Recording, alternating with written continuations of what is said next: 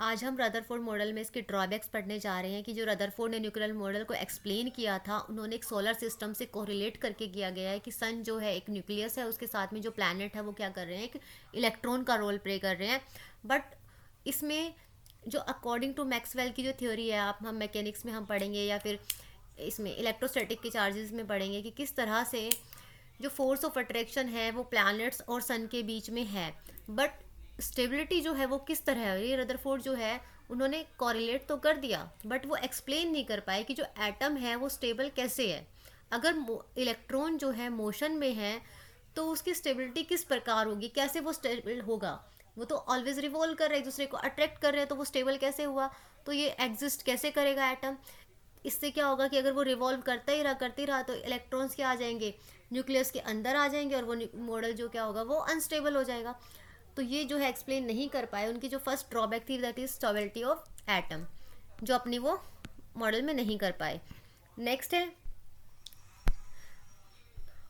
another serious drawback of the Rutherford model is that it says nothing about the electronic structure of the atom।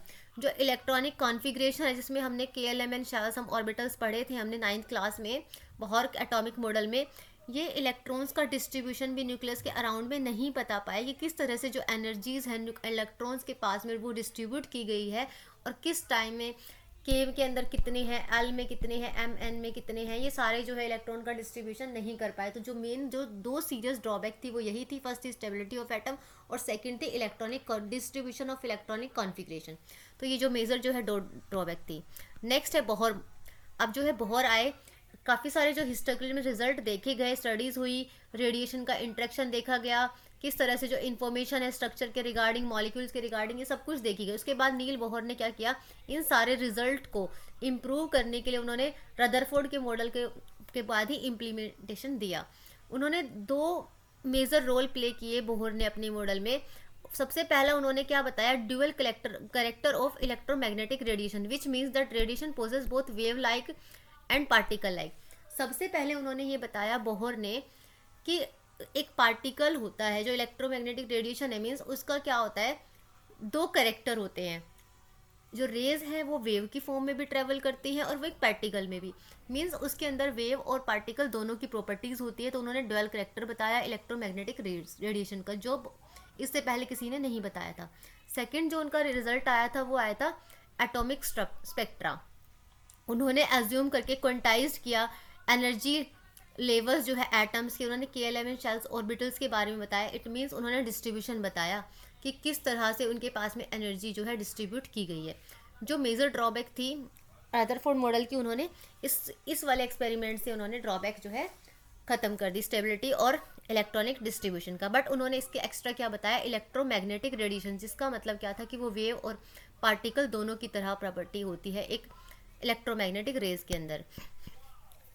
अब सबसे पहले हम पढ़ेंगे wave nature of electromagnetic radiation. जो Maxwell है उन्होंने सबसे पहले किया था इसके बीच में कि जो चार्ज्ड बॉडीज़ है उनका बिहेवियर जो है इलेक्ट्रिकल और मैग्नेटिक फील्ड, ये माइक्रोस्कोपिक लेवल पर जो है ऑब्जर्व किया गया कि किस तरह से एक चार्ज बॉडी का इंटरेक्शन होता है इलेक्ट्रिकल और मैग्नेटिकली फील्ड्स के अकॉर्डिंग। उन्होंने सजेस्ट किया कि जो इलेक्ट्रिकली चार्ज पार्टिकल्स है वो एक एक्सलरेशन में मूव कर रहे हैं, या अल्टरनेटिंग इलेक्ट्रिकल है या मैग्नेटिक फील्ड, ये सब क्या कर रहे हैं, वो प्रोड्यूस कर रहे हैं और ट्रांसमिट कर रहे हैं एक दूसरे के अंदर। लेकिन जो ये फील्ड्स है वो ट्रांसमिट किसकी फॉर्म में हो रहा है, वेव्स की फॉर्म में, जिनको उन्होंने बोला इलेक्ट्रोमैग्नेटिक वेव्स और इलेक्ट्रोमैग्नेटिक रेडियस। मैक्सवेल ये बताना चाह रहे हैं कि जो भी चार्ज बॉडी के बीच में इंटरेक्शन हो रहा है, चाहे वो इलेक्ट्रिकल हो या मैग्नेटिक फील्ड्स के थ्रू, तो उन्होंने माइक्रोस्कोपिक लेवल पर यह देखा कि जो इलेक्ट्रिक चार्ज पार्टिकल्स है वो एक दूसरे के अराउंड क्या कर रहे हैं, मूव कर रहे हैं, वो एक्सलरेट कर रहे हैं, और उनका जो इलेक्ट्रिकल और मैग्नेटिक फील्ड है वो क्या हो रहा है, प्रोड्यूस हो रहा है। और जब वो प्रोड्यूस होता है तो जो ये फील्ड्स है वो किसके अंदर ट्रांसमिट किया जा रहा है, वो एक वेव की फॉर्म में ट्रांसमिशन ले रहा है। मीन्स इलेक्ट्रिक फील्ड और मैग्नेटिक फील्ड का ट्रांसमिशन किस में हो रहा है, वेव्स की फॉर्म में, जिसको उन्होंने बोला कि हम इलेक्ट्रोमैग्नेटिक रेडिएशन को क्या बोल सकते हैं, इलेक्ट्रोमैग्नेटिक वेव्स भी बोल सकते हैं। और उन्होंने बताया कि light is a form of radiation known from early days. जो लाइट है वो हमें पता है कि वो एक रेज की फॉर्म में है, और जो उनकी स्पेकुलेशन थी अबाउट नेचर की जो डेट्स थी back to remote ancient times, उन्होंने जो देखते हुए आए हैं, तो उन्होंने देखा कि न्यूटन जो है उन्होंने जो पार्टिकल्स के बारे में बताया, लाइट के बारे में, suppose to be made of particles, it was only in the 19 century जो न्यूटन आया कॉपरेट, उन्होंने क्या किया था 19 सेंचुरी में बता दिया था कि when wave nature of light was established, जब वेव नेचर जो है लाइट का एस्टेब्लिश हुआ था। मैक्स ने दोबारा से क्या किया, उन्होंने से लाइट वेव्स को दोबारा से ट्राई किया कि किस तरह से जो है इलेक्ट्रिक और मैग्नेटिक करेक्टर जो है उनके अंदर भी क्या करता है, ऑक्सीलेट करता रहता है, कभी इलेक्ट्रिक आता है कभी मैग्नेटिक करेक्टर आता है। तो ये मैक्सवेल ने जो 19 सेंचुरी में न्यूटन और कॉपरनिकस काम कर चुके थे, उन्होंने दोबारा से क्या किया, उसको दोबारा से रिवील किया। रिवील मतलब उन्होंने दोबारा से देखा जो इलेक्ट्रिक मैग्नेटिक वेव मोशन है वो कॉम्प्लेक्स है नेचर में। We will consider here only in for simple properties. हम इनकी जो प्रॉपर्टीज़ के बारे में पढ़ेंगे। सबसे पहले जो प्रॉपर्टी थी, जो ऑक्सीलेटिंग इलेक्ट्रिक और मैग्नेटिक फील्ड जो था उसके बीच में जो चार्ज था वो क्या कर रहा था, एक दूसरे के परपेंडिकुलर कर रहा था। ये इलेक्ट्रिक फील्ड है तो यहाँ पर क्या था, मैग्नेटिक फील्ड क्या था, एक दूसरे के परपेंडिकुलर फॉर्म में कर रहा था और जिससे क्या बन रही थी, वेव बन रही थी। ऐसे मीन्स अगर ऐसे होगा दोनों के बीच में इंटरेक्शन तो क्या होगी, वेव बनेगी। तो सबसे पहले उन्होंने ये वाली प्रॉपर्टी दी। नेक्स्ट थी साउंड वेव्स और वाटर वेव्स की तरह इलेक्ट्रोमैग्नेटिक वेव को जो है मीडियम की रिक्वायरमेंट नहीं होती, वो किस में भी मूव कर सकते हैं, वैक्यूम में भी मूव कर सकते हैं, जो हम लाइट में पढ़ चुके हैं। It is now well establish there are many types of electromagnetic radiation. लेकिन अब क्या है, काफ़ी तरह की इलेक्ट्रोमैग्नेटिक रेडिएशन के बारे में बताया जा सकता है उनकी वेवलेंथ के बेस पे, और इनके बेस पे जो है काफ़ी सारी को बता चुके हैं। अब नेक्स्ट दीज जो इनकी फ्रीक्वेंसी है, वेवलेंथ है, जो हम साउंड वाले चैप्टर में डिस्कस कर चुके हैं। These constitute what is a magnetic spectrum. अब क्या है मैग्नेटिक स्पेक्ट्रम का है, स्पेक्ट्रम से आप क्या नाम पता लगा सकते हो। स्पेक्ट्रम का मतलब क्या होता है, स्पेक्ट्रम का मतलब होगा कि उसकी रेडियो एक्टिविटी, कि किस तरह से जो है एक्टिविटी हो रही है। नेक्स्ट है जो रेडियो फ्रीक्वेंसी है किसी रीजन की, वो कितनी हो सकती है, अराउंड 10⁶ हर्ट्ज हो सकती है। इनकी जो है अलग अलग फ्रीक्वेंसीज होती हैं। रेडियो की होती है 10⁻⁶ हर्ट्ज। हमसे क्वेश्चन जो है पूछा जा सकता है कि जो स्पेक्ट्रम में रेडियो की फ्रीक्वेंसी है वो कितनी है, that is 10⁻⁶ used for broadcasting microwave, around 10⁻⁻ hertz जो रडार में होती है। इंफ्रारेड रीजन में अराउंड 10⁻13 यूज फॉर हीटिंग के लिए। अब देखो क्वेश्चन हमारा यहाँ से पूछा जाएगा, जो रेडियो फ्रीक्वेंसी है वो 10⁻⁶ है। ब्रॉडकास्टिंग माइक्रोवेव में के अंदर कितनी पाई जाती है, 10⁻10 पाई जाती है। इंफ्रारेड के अंदर 10⁻13 पाई जाती है। यूज फॉर हीटिंग, जो हीटिंग के लिए होती है इंफ्रारेड रेज। और जो अल्ट्रा वायलेट है उसकी में है 10⁻16 हर्ट्ज, जो सन की रेडिएशन से निकलती है। जो स्मॉल पोर्शन अराउंड 10⁻15 हर्ट्ज है। जो ऑर्डिनरी है, जो विजिबल लाइट होती है वो 10⁻15 हर्ट्ज होती है। देखो अब सबसे ज़्यादा किस में दिखाई दे रही है हमें, यूवी रेज में, इसलिए तो बोलते हैं अल्ट्रा वायलेट रेज जो सबसे ज़्यादा हार्मफुल होती है हमारी स्किन के लिए। It is only this part which are eyes can see और डिटेक्ट। जो विजिबल लाइट होती है 10⁻15, इसी को सिर्फ हमारी आईज क्या कर सकती है, विजिबल कर सकती है, देख सकती है। Special instrument are required to detect non visible radiation. जो नॉन विजिबल होते हैं उनके हम किसी स्पेशल हमें डिवाइस की नीड होती है। Different kinds of units are use to present electromagnetic radiation. अलग अलग टाइप की जो है यूनिट्स रखी गई है रेडिएशन को निकालने के लिए। फ्रीक्वेंसी को हम ऐसे डिनोट करते हैं, वेवलेंथ को लैम्डा से करते हैं। और जो ऐसा यूनिट होती है फ्रीक्वेंसी की वो क्या होती है, हर्ट्ज होती है।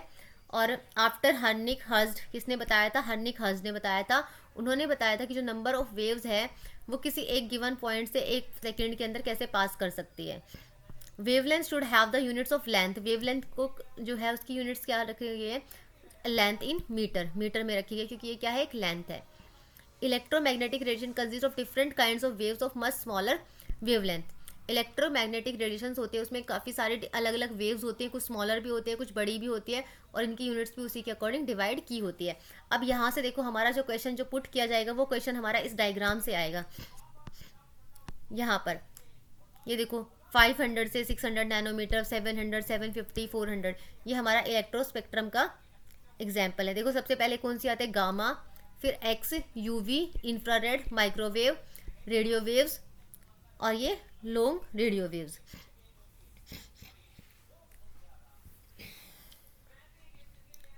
तो ये इसका डायग्राम है स्पेक्ट्रम का। और जो है सेम स्पीड के 3 × 10⁸ मीटर पर सेकेंड जो है, आप सबको पता है ये लाइट की स्पीड है। तो जो भी इलेक्ट्रोमैग्नेटिक वेव्स होती हैं वो वैक्यूम में इसी स्पीड से ट्रैवल करती है। This is speed of light and is the symbol of c. C से डिनोट करते हैं, जिसका फॉर्मूला है C = V lambda, v is frequency and lambda is wavelength, c is speed of light. Commonly used specially in spectroscopy that is wave number. हम spectroscopy में हम क्या use करते हैं, वेव का नंबर यूज़ करते हैं जिसको हम वी नोट से डिनोट करते हैं. It is defined the number of wavelength per unit length. ये नंबर ऑफ वेवलेंथ और पर यूनिट लेंथ में. Its units are reciprocal of wavelength. Metre inverse होगी, हमसे ऐसा यूनिट पूछी जाएगी जो है मीटर इनवर्स है. देखो एक प्रॉब्लम है, विविध भारती स्टेशन जो है ऑल इंडिया रेडियो है दिल्ली में, वो इतनी फ्रीक्वेंसी से कर रहा है, तो कैलकुलेट करो कि इसमें वेवलेंथ जो है इन वेव्स की कितनी होगी. Which part of the electromagnetic spectrum does it belongs to, किसका कौन सा जो है स्पेक्ट्रम जो है बिलोंग करेगा. जो वेवलेंथ है वो लैम्डा से, lambda is equal to c by v, where c is the speed of magnetic radiation जो हमारे वैल्यू पता है हमें, और वैक्यूम में है वी क्या होता है, वी इज़ फ्रीक्वेंसी. अब इस वैल्यू को हम पुट कर देंगे जिससे हम लैम्डा की वैल्यू निकाल सकते हैं. देखो 3 × 10⁸ मीटर सेकेंड, और यहाँ पर फ्रीक्वेंसी की वैल्यू गिवन थी. दोनों को कैलकुलेट करके हम पता लगा सकते हैं कि जो रेडियो वेव की जो है कितनी ट्रैवल कर रही हैं. तो ये कुछ प्रॉब्लम्स थी. अब हम नेक्स्ट टॉपिक करेंगे पार्टिकल, जो है पार्टिकल नेचर जो है रेडिएशन का, क्योंकि बोहर ने जो दो नेचर्स बताए दैट इज़ वेव और एक पार्टिकल. जो वेव हम डिस्कस कर चुके हैं, अब पार्टिकल नेचर्स के बारे में हम पढ़ेंगे कि पार्टिकल नेचर होता क्या है. तो चलिए पार्टिकल नेचर जो है हम नेक्स्ट क्लास में करेंगे. मिलते हैं नेक्स्ट क्लास में. नेक्स्ट क्लास में हम पार्टिकल नेचर करेंगे और फोटो इलेक्ट्रिक इफेक्ट करेंगे, जो काफ़ी अच्छा टॉपिक है फोटो इलेक्ट्रिक इफेक्ट.